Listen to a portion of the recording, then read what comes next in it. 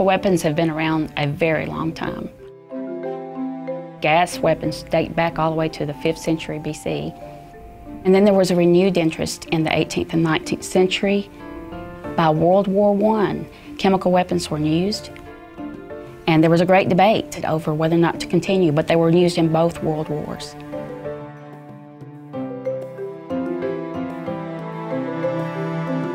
In 1941, 500 storage igloos were constructed at Anniston Ordnance Depot. For many years, regular ammunition was stored there. Not until 1963 did the Anniston Ordnance Depot change over and start storing the chemical weapons. 7% of the nation's chemical weapons was stored there. The Stockpile is one of 8 sites in the United States.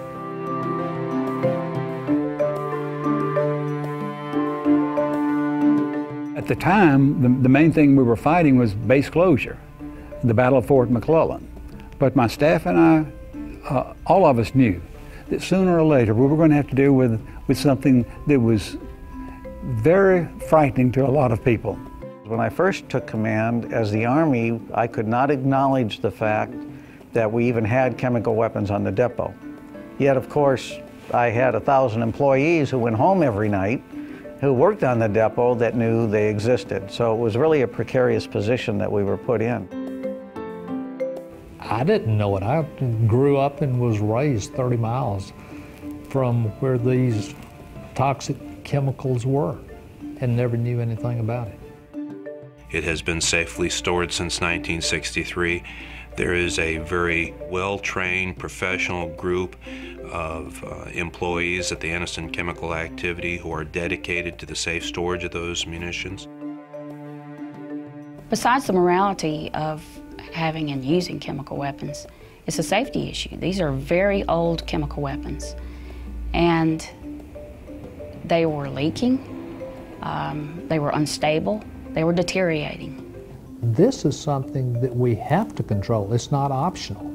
We cannot allow these decaying canisters to continue even though they're in an igloo, because the potential for catastrophe was just too great. In storage in those igloos are landmines, missiles, munitions containing VX and GB nerve agent and HD blister agent. We know a lot about making horrible weapons, but we don't know much about what to do with those weapons when we no longer need them.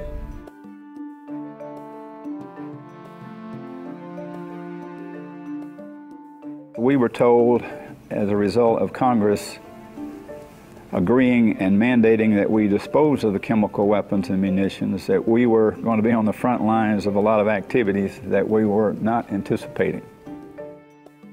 Can you imagine being that local emergency manager who wakes up at 4 in the morning and says, maximum protection? That's what Congress told me I had to have, was maximum protection for my public.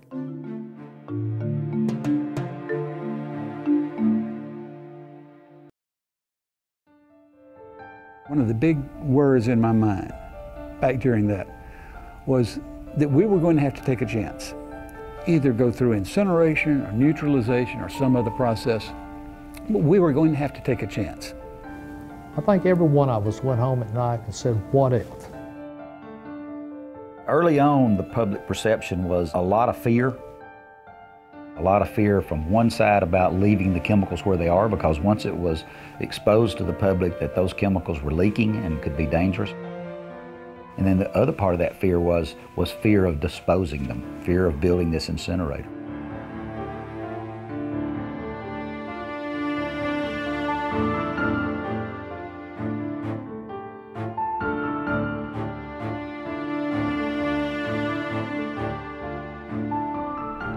To drive that home, they invited all the states to send 2 representatives to Johnson Atoll, on which the Army had the first chemical incinerator. I remember very well the Army colonel at the end of the briefings and the presentations made it very clear to us that our life would never be the same in regard to preparedness.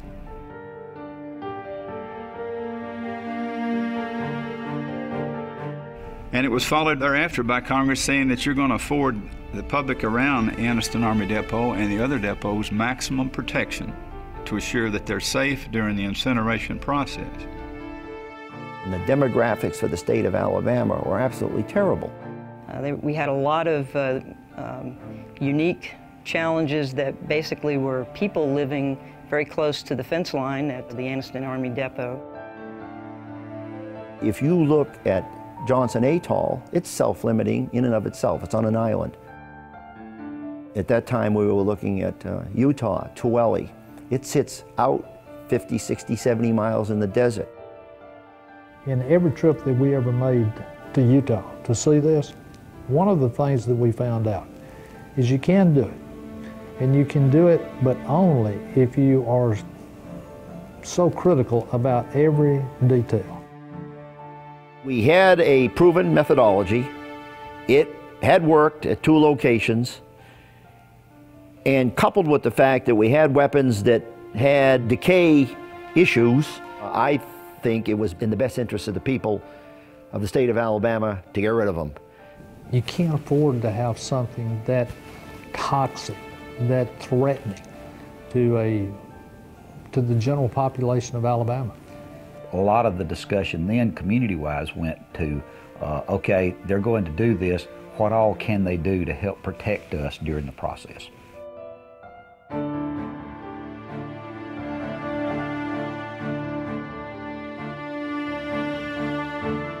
I think without the CSEPP program, it would have been hard to sell our community on going ahead and allowing those to be destroyed in the manner that they were destroyed.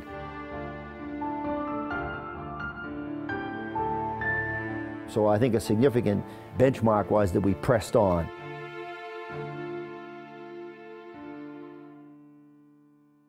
They had to find a mechanism to get the money to the locals, and so that's how it ended up in EMA and FEMA. The Army, of course, has the experience in storage and disposal of chemical weapons, and FEMA traditionally has had the responsibility for off-site preparedness around facilities in particular, and also has the funding mechanism to be able to get money to state and local governments, which was a real asset in this situation. So it made a very good partnership. Traditionally, before CSEPP, Army was not a good communicator with the off-post community.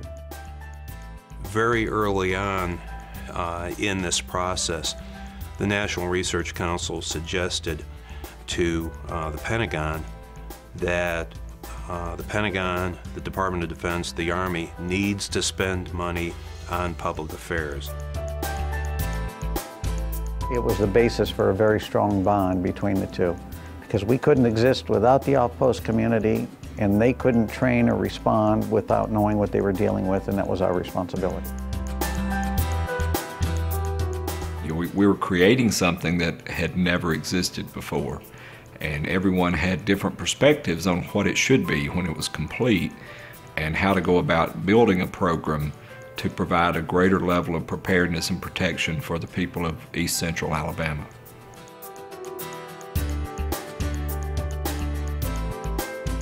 Most of the challenges in the early days were more so on a regional level in more or less defining what was to be the program with our state and federal partners. People were reluctant to participate. Some, I think, out of trepidation, they didn't know really how they'd fit in. I think some of them because they believed that it wasn't going to do any good. You know, you can plan all you want to. If something happens, we're just all in trouble. When I first arrived on scene in '89, there was no program. The greatest challenge was to get people to understand what emergency management was, that it was just not only something that somebody or an agency that you called or depended on to tell you that there was a tornado coming, that there were a lot of other hazards that our county was vulnerable to that needed to be addressed. I guess the first thing that we faced was the lack of people to run the program. In many counties, there were 2 people, if we were fortunate. Prior to CSEPP, we only had an old typewriter and a telephone with an office that was probably about 4 by 6. Over the years, we got additional funding, we got additional skills, we got people with planning knowledge, and we did quite well in that, but it took a long time to get people to do these many things that were being passed down from FEMA, from the Army, for us to do. We had a charter, but we didn't have much direction. And there was more argument about who's in charge than there was about how do we make things better. It fostered coordination and working together as never before. However, the interesting thing about using that word fostering, that implies a very natural and pleasant process. It was not natural and pleasant for the people going through it. In the early days, we had what were known as CSEPP quarterly task group meetings. And these were meetings where you had one group of Army officials that would come in together, and you had your federal FEMA folks and then your state folks, and it's as if everyone was carrying a different flag, so to speak, based on their particular agency organization that they represented. You're talking about jurisdictional territories, you're talking about things that agencies have done from the beginning of their agency, and having to mend those and mesh those, if you will, not mend those, but mesh those together to have a coordinated response. And at many times, that's where the battle lines were drawn, were based upon who represented what agency and what that agency perceived as its mission in the program. I think that idea of getting all the stakeholders involved, if we could have done that sooner, we would have been far ahead of where we were. It took us literally until 1995, 1996. It took us 7-8 years to build that trust, to start getting stakeholder input from the states, the counties, the installations, FEMA regions. Everybody had to be involved. And once we learned that lesson, I think we really started moving forward. As a result, there was probably a lot of false starts and some things that were tried that didn't work as well. Everybody kind of taking the shotgun approach of throwing their needs out there and hoping their Christmas stocking would be filled with everything that they said they needed. And of course, then it was up to FEMA and the Army, as they were growing in this program too, to try to determine, well, what really was needed and what wasn't needed, and how could the public best be protected. I think a lot of it is like a child growing up. You have a young child, and you have a lot of young children together, and they all want what they want, and you have some discussions and some tensions there, but like all children, they grow up and they learn give and take, and they learn cooperation, and they learn responsibility, and then they play together nicely. Our initial concern was that the demands that were being placed on the program by the state of Alabama were going to drive the costs through the roof. I think that whenever calmer heads came into play, people that were truly motivated to establish good emergency management programs and to take a realistic look at what is required to have a good emergency management program, that was probably one of the best benefits to the program itself. The requirement on the local elected officials who are responsible, who still are responsible for emergency management, was that they had to provide maximum protection. And I underline the word maximum. It's about ensuring the maximum protection and the safety of the off-post community as well as the workers within the Army that are physically doing the work.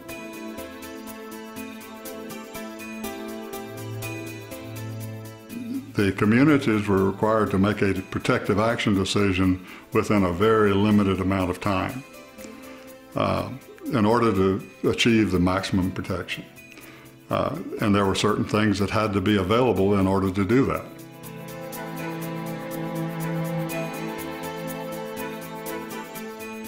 The first budget I submitted was like I had, done something that was very inappropriate because of the huge requirement. We had no automation. We had no common communications capability. We had no facility in which to execute the requirements. And the price tag to do those things was pretty high. There's a lot of different resources you can throw at a problem, but in the end, it's about people. It's about getting those folks to team together and really believe that each of us had a role, each of us had a responsibility, and each of us could make a difference. The IPT structure is the way we communicate, basically. Each month we have an IPT meeting and all the partners show up and we all sit around a table and we talk about issues. We basically talk about one of all our benchmarks, and the benchmarks are our measures of preparedness in the CSEPP program. CSEPP created a way of interacting. It created a way of sharing information and addressing topics that are pertinent and arriving at a decision that can be implemented by multiple jurisdictions. The relationships that we've built over the years are the strongest thing we have in CSEPP. I know most of the people at the state, I know all the county directors in the CSEPP program. If they need something, they can feel free to call me. If I need something, I can feel free to call them. We work through the integrated process team, and it's a wonderful relationship.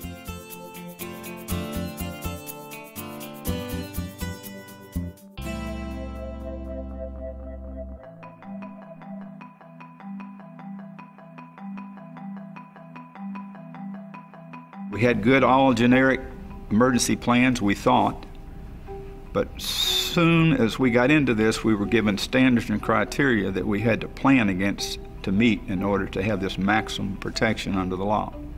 How do you set up an emergency response system that'll cover such an area, and how do you decide what part of that area to cover? If you're going to deal with something that's going to come off of Anniston Army Depot, the first thought is it's going to come off, it's going to impact the territory, the geography. How are we going to designate what it impacts?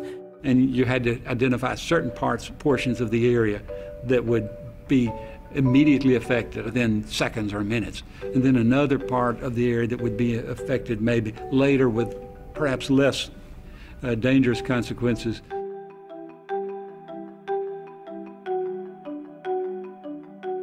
What the state thought was that there are a finite number of happenings that can take place with regard to a 40-degree wedge that egresses off the depot in 1 kilometer increments and can swing on an arc in 1-degree increments around the compass rose.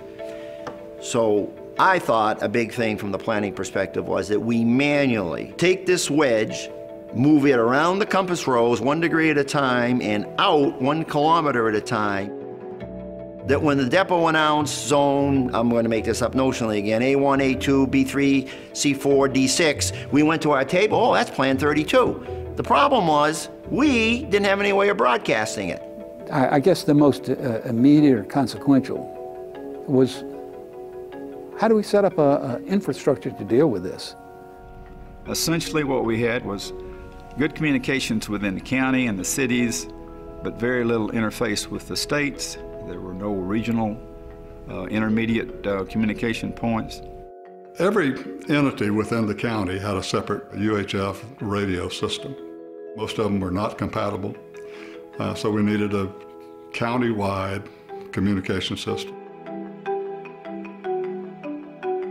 We've got top-of-the-line communications equipment in this county, then with the 800 megahertz system that's probably the best in the nation. Automation, it didn't exist.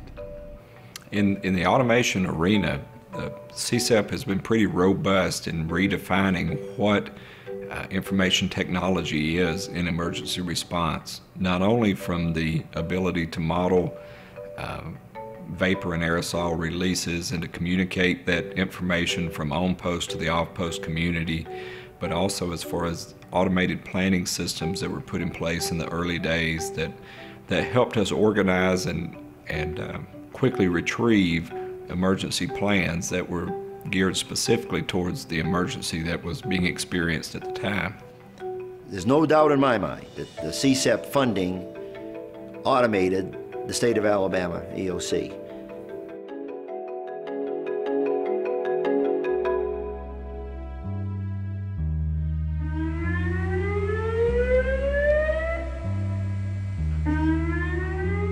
Obviously, we had to make sure that we procured systems that notified people that were working outdoors or out of their homes or out of their businesses of an incident that might occur at the depot. That was fairly easily handled by the installation of sirens. I think over the last few years, maybe over 200 were installed in the immediate response zone and in the other counties throughout the area. The ability to expeditiously alert and notify the public of an emergency is certainly one of the top capabilities that have been put in place by CSEPP. When I started to work, there was not a warning siren in place anywhere. We had a lot of people and a lot of territory. And the bigger that you make the map, and the bigger you make the IRZ territory, and the bigger you make the PAZ territory, guess what? The more sirens you need. The more sirens you need, the more money you need. And then, of course, you're starting to deal with topography, and topography bespeaks of the capability of radio communications and the difficulty of triggering these devices. For example, we could put the sirens in the state forest, but the state EOC didn't have communications capability to efficiently trigger them. But Cleveland County, the state forest resides in that particular county, agreed to trigger them for us. So we had to come up with an agreement. The director of Cleveland County, Mr. Swafford, agreed to trigger those.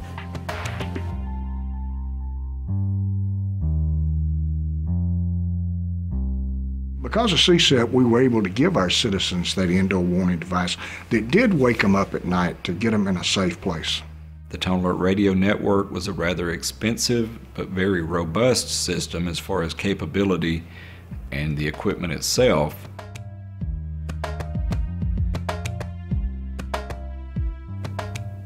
There were silent tests conducted on the radios, and it would give them a warning if the radio didn't pass the test. And then there were actual warnings, tests where the residents knew that they were being tested. In Talladega County is one of the largest populations of special needs people in the country. When you had to do something to go out and take a person who was bedridden, make sure that there is going to be not only notification, but someone there with an ambulance to pick them up and make sure that they are evacuated. There was a need to really know where these folks were and how to get in touch with them and notify them if we had to evacuate them, what their status was and everything. And Argonne came up with a database to do that. And then we basically had the contractors involved to populate that database and working with the county directors. We had to go back at that time in the governor's office and in the emergency management office and make sure that not only we had the concept, but we had a concept that could be implemented. We really had to do some groundbreaking and cutting-edge technology to make sure that the special needs population had the same advantage as everyone else.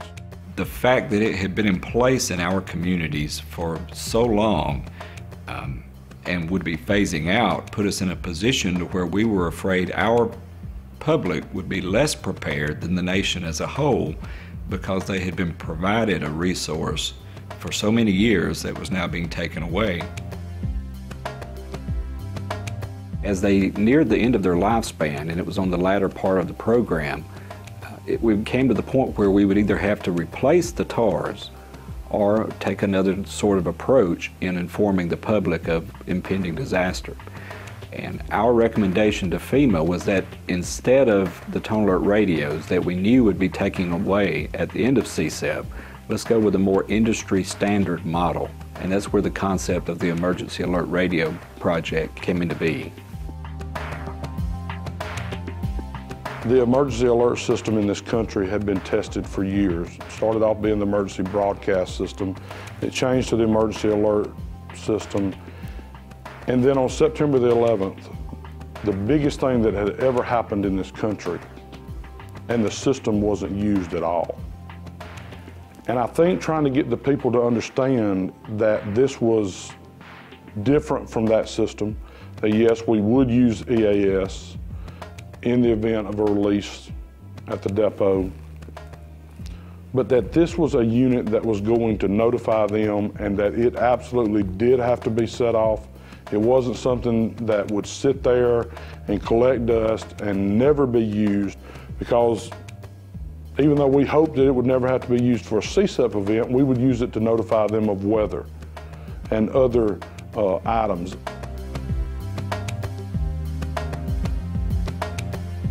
Every citizen, every business, every school, church, they were offered the opportunity to receive an emergency alert radio that could be placed in their home or business and know what the current weather situation is, know what the current emergency is.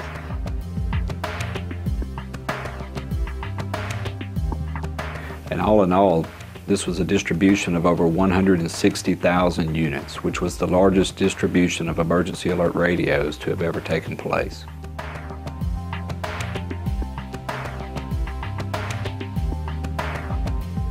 And we were able to do all that and still recover a cost savings over what it would have cost to merely maintain the Total Alert radio system.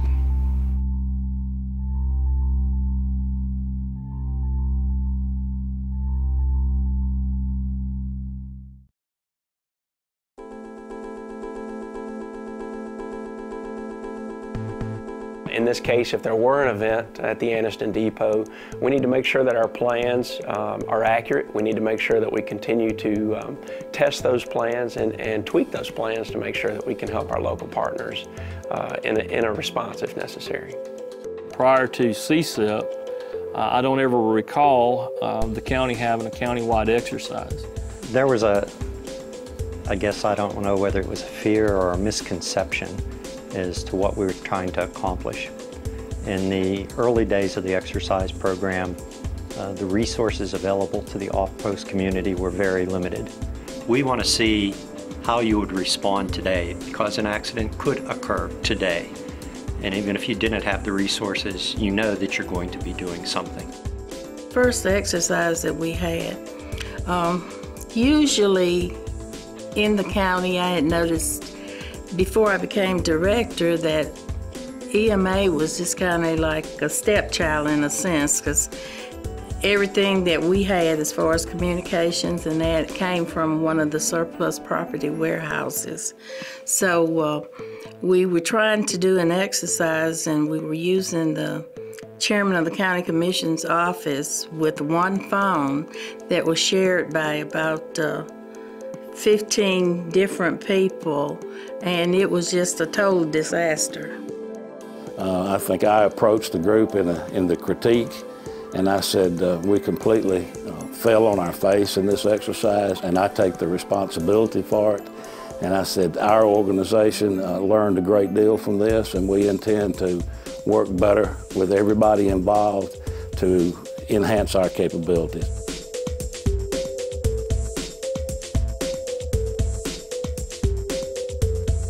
If you don't train, no one knows what to do. You need to know where the railroads are. You need to know what happens if they're out. You need to know who's responsible for keeping roads open, because it's different. There's state responsibility, county and city, and the state, county, and city know it, but the people that are moving people around and having to come up with ways of moving around a problem, they need to know that information. To help the emergency response departments better respond to potential CSEPP emergency, we helped in a number of facets. The first of which was to augment their communication systems as far as their mobile and portable radios. Another was the training and education that we were able to offer the responders, starting out with courses such as chemical awareness and act fast for the medical folks, and teaching them basic recognition of signs and symptoms of someone who may have been exposed to a chemical warfare agent.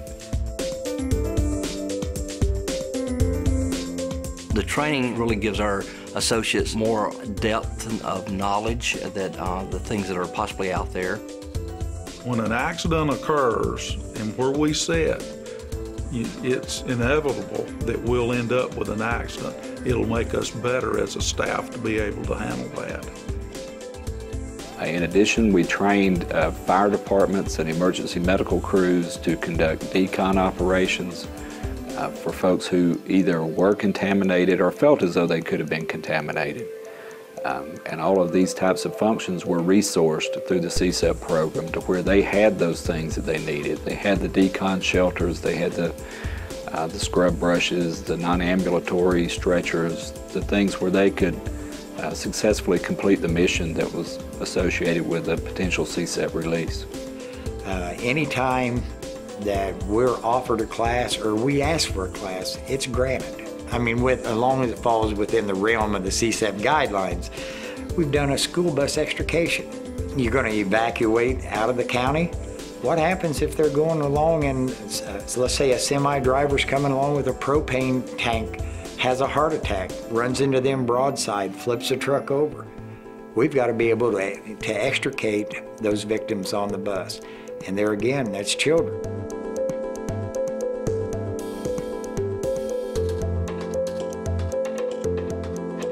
You allowed the community to go after the type of training they wanted to by whoever they wanted to administer it, who they felt comfortable with. What we try to do is try to recreate an actual event. And we run the exercise based on the extended play agreements that we created. Through the exercising we've been through, we've actually had to look at the fact that there may be a weather event and there may be a chemical incident at the same time. And it makes us reassess, do we have the resources that we need to respond? Do we have the manpower that we need to respond? Investigations that will come back and speak. As the incident commander, then it's my job to first assess the situation, determine the extent and the specific type of incident, and then immediately bring to bear the assets and resources available to me as commander, and those resources given to me by the depot commander to bring that incident under control.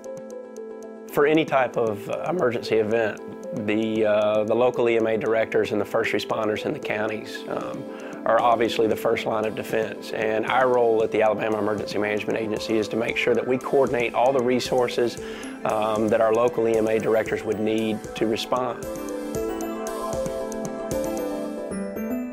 The operation of the Emergency Operations Center concept, where we have functional area coordinators from fire, law, EMS, Public Works, Red Cross, DHR, all come to a central location within the county where they have automation and communication resources that enable them to help manage their particular functions while coordinating with the other stakeholders in the emergency response area.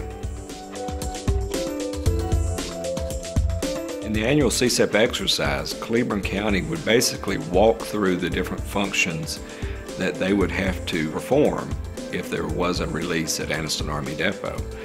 Some years we would practice as if we were the impacted jurisdiction. Some years we would practice as if we were the supporting jurisdiction. Since CSEPP, we've had multiple exercises, and not only within county-wide, but we've taken several jurisdictions. I have held mutual aid exercises and internal exercises. The American Red Cross actually works in the relocation planning, and we actually go through our exercises of where we look at setting up reception centers and then being able to shelter people that may not be able to get to another, may not have the means to go to a local hotel or somewhere else. They may not have family outside of the affected area, so the Red Cross would set up a shelter for those individuals. The course, most every exercise will have a report generated that will involve corrective actions, an improvement plan by that jurisdiction. One of the precepts of the CSEPP exercise program is that CSEPP trains responders in the different CSEPP jurisdictions to serve as evaluators in a peer evaluation role. And at first, this was more or less seen as an economical way to staff trained evaluators for the different programs, but then there became the recognition of the residual effect that that had on this person taking those skills, the strengths, the weaknesses that they saw in the other community and bringing them home so that they could improve their own emergency management programs. We're ready, are you? We're ready, are you? We're ready, are you? Emergency preparedness begins with you. Of course, early on the challenge was to keep the public informed that the process that the federal government had put into place to eradicate these dangerous weapons was safe. That was a big challenge for local government. Having that whole system in place to notify the public, get quick messages out to them, instructions on what they're to do, means nothing if that public doesn't understand, one, what the hazard is, how they're going to be alerted, what types of instructions they might be given, how to take those instructions and turn them into actions. I mean, people want to know, how can I protect my family? I think probably one of the biggest accomplishments was not one that was accomplished alone. It was the entire public information community when we formed our public information working group and we began to work with the state EMA to do a site-wide public information campaign. Susan O'Connor joins us to discuss what to do in the event of a chemical emergency. Jill, our local EMA is hard at work helping us to be prepared for any emergency. This includes helping us to know what to do in the event of a chemical emergency at the Anniston Army Depot. The entire Alabama site worked to put educational materials into all of the schools within our 6 counties. How many times have you been caught without the necessities of life? Once, twice? Well, we said if we educate the children, they'll take it home to the parents, and they're probably our best public information officers. Our parents are thrilled to know that we do our safety drills every month.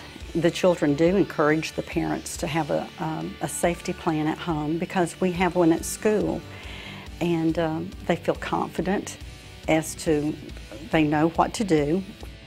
Just for them to know that it's okay to send their child to school because they know that they're going to be safe and that there are game plans in place to keep these babies safe. I can remember at one time that students that were considering coming and their family were very concerned about the stockpile and its destruction and how that might affect us because we're so close to that. But I think with the CSEPP program allowed the community to take a deep breath and a sigh of relief by being prepared for any type of emergency. If a disaster struck Cleburne County, would you be ready? Have you made a plan? Do you have a 72-hour disaster supply kit? Have you programmed your free... Seeing the ads on TV, listening to the ads on radio, I know that CSEPP was in the forefront of people's minds. I know it was all over the place. And I would talk to people that live in the community, and they say things like EMA, and they understand what EMA is. They know that an emergency management agency, what it does, who it's there for, and that is incredible. And I'm not sure that the people in the community understand just how special that is. I don't think people will ever let it go back to where it was in terms of the importance of emergency management. One of the central points of our public information education program was to encourage people to develop their family emergency preparedness plans, where they'd look at the risks, the threats that could possibly impact them, such as CSEPP, severe weather, house fires, all of those disasters that they could experience as a family and go ahead and make plans about how they would respond.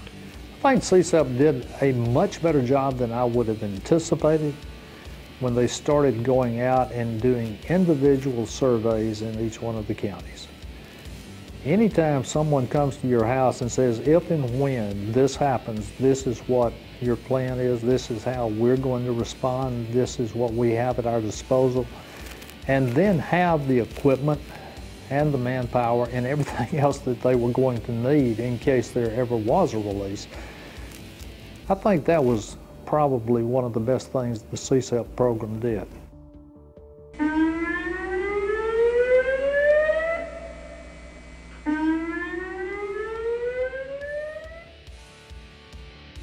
Well, I'm in the IRZ, the immediate response zone. So initially we had people that were upset because they didn't think they were going to get the protection they deserved. We learned how to stay in your house, get the duct tape out, get the plastic, and do those type things. And initially a lot of people rejected the idea, but I think it was the best idea that we could come up with. That was probably an unprecedented program and the first time that had really been tried anywhere, and I think a lot of planning and forethought went into that, particularly in the 2 IRZ counties where people were most at risk.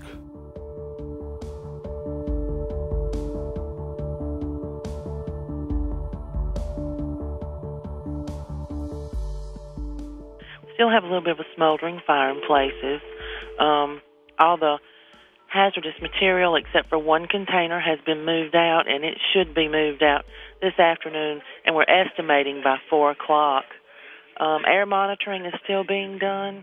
Talladega was very well prepared because of all the exercises that we'd done there. They went in, the response people did a great job. The county notified everybody that needed to evacuate. They evacuated the people. They sounded the alert notification devices. Everything went like clockwork.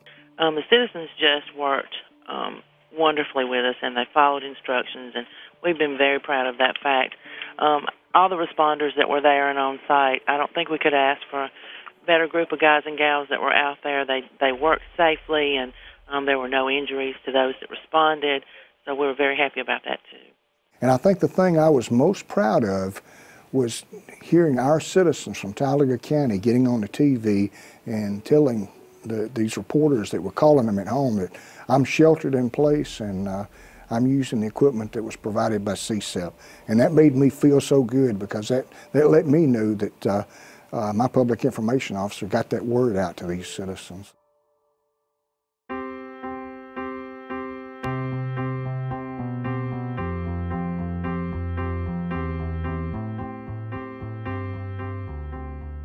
At the point that we had been working in the program for a number of years, but at the moment that I came up over the hill and saw the incinerator under construction, the building was almost completed, really brought home to me at that moment the emotion that we were on the path to complete. We'd done a lot to that point, but it was really striking for me. And once I knew that everything that we had discussed had been implemented, and it had not only been implemented, but there was a redundant plan and another plan behind it. There was triple redundancy on most of these plans. That if this fails, there is another method of controlling this, and if both of those fail, there is another one. Once they convinced me of that, then you get to the point that you say it has to be done.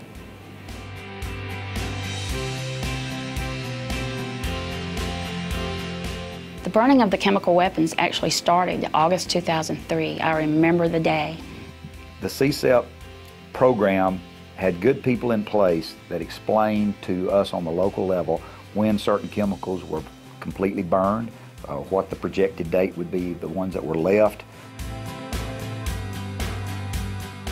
And if we satisfy the stakeholders, if we satisfy the public, then we make sure that the mission is accomplished without any second guessing, without any misgivings. Twice a year we had an influx of citizens that come to our county for this race at Talladega. And I was so concerned that if we had an incident that occurred at that time, that was 250,000 citizens that I couldn't shelter and I couldn't evacuate. And so I had to get in place a memorandum of agreement to stop operations during that time. Destruction of Anniston's chemical weapons will be completed September 2011.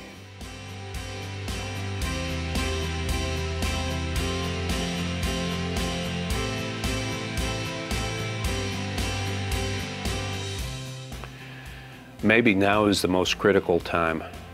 We are nearing the end of the chemical storage and the chemical disposal missions at Anniston Army Depot, and with that there are going to be a lot of things that are going to change or go away. Well, since the chemical weapons have basically been destroyed, and we're going to lose possibly 1,000 jobs if something is not done, this is something that concerns me as governor.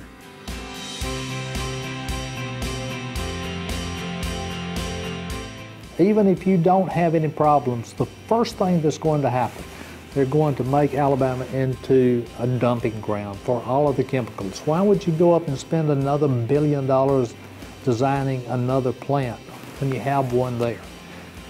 Well, if everything that we were told about transportation and the risk of transportation, that is still there today. But more importantly, I know what we promised the people of that area. We said, once this is over, then we're going to disassemble the plant, we're going to move it, and there will never be any of these chemicals shipped back in here ever again. There are alternative missions for the incinerator. There certainly are conventional weapons that could be destroyed. We need to make sure, just like we did with the chemical weapons, that the incineration of those conventional weapons will be done in a safe manner. So what we need to do is make sure that if we do that, that it's done safely. I think for me as the director of the State Emergency Management Agency at the closeout, it's to work with the counties and the local elected officials to make sure that they are as prepared as they can be for a post-CSEPP world. I think the road ahead for CSEPP will require courage. CSEPP has been funded with federal government funds. Those funds will end at some point upon completion of my mission at Anchor. It's going to be a challenge to keep organizations functioning at the peak level that they're operating at now. It'll take some creative planning, creative financing to be able to keep going what we have established, to maintain the systems that are in place and make sure they're operational, and to continue to educate the public. We would have seen much higher public preparedness levels at the beginning of the incineration process when there was a lot of fear involved than we have seen here at the end of the CSEPP program, when they're past that period of being afraid and it has become somewhat commonplace. In essence, you can undertake the same preparedness activities as an emergency manager and have a far different effect based on the public sentiment and how the public feels about the risk at hand. It's not something that when CSEPP goes away, that those relationships go away. They won't. They'll always be there, and we can always utilize, whether it be for the CSEPP program or whether it be for any other all hazards issue. So those things will not ever go away. And so I would encourage, if you're a city official, a county official, if you're a decision maker or a stakeholder involved in the future of CSEPP, that you be courageous in determining how CSEPP, a network of relationships necessary far beyond chemical incidents, can survive and even thrive after those funds have ended. That will take courage on the part of politicians and stakeholders.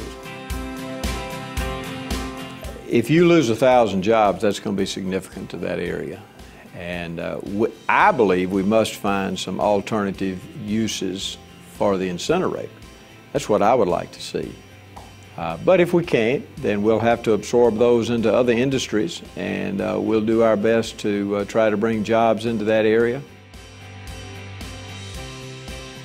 Operation First Rate is a program to help the workers at the chemical demilitarization facility. It is for ready, able, trained employees. The purpose is actually a couple of things. One, it's to identify all of the skills out there and market that skilled workforce to businesses that need those types of skills.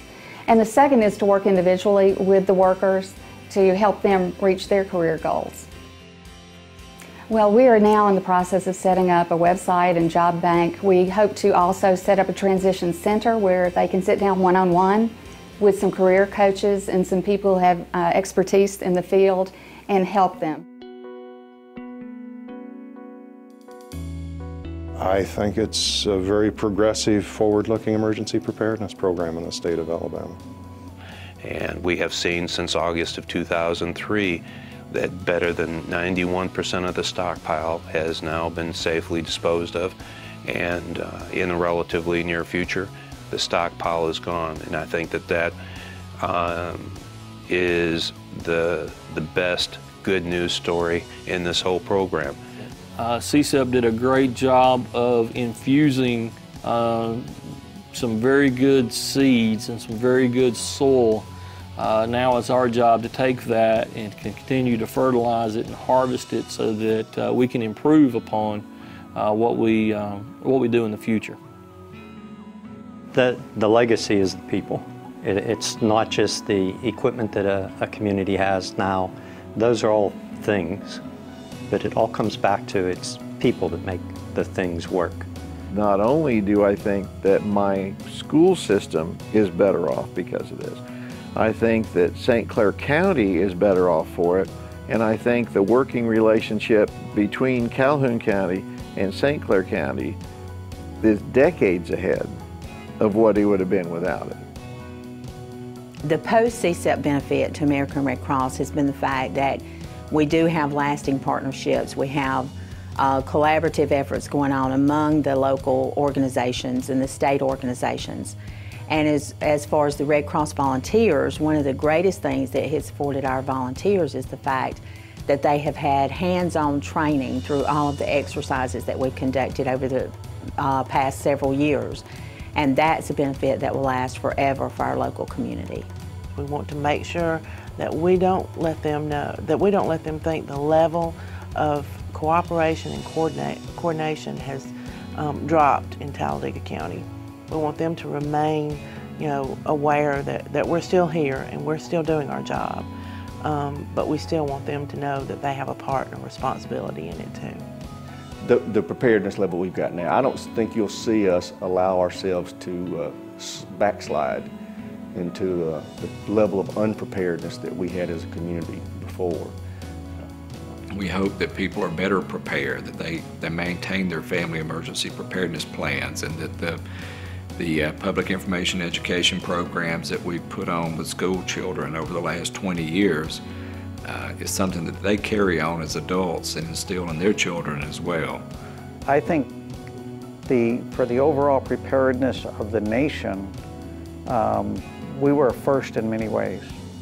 The biggest thing that comes to mind in the CSEPP program is the interagency coordination and cooperation that has grown out of the CSEPP program. That is probably one of the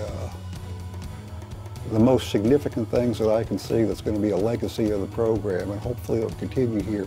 It has kind of become the framework upon which they're trying to do emergency preparedness planning for the rest of the nation.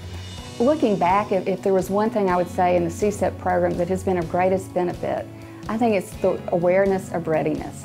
And I think, and getting local responders and the readiness community to work together so that when we had occasions like the tornadoes a few months ago, then we're in a much better position to work together and work through those sorts of events. By having those relationships, when something goes wrong, we got someone we can call on. And I think when everybody put their heads together and they can think out of the situation and make the situation a lot better. I think the program is enabled nationwide, especially with Homeland Security too, where they have gone through and used a lot of the stuff that we started with.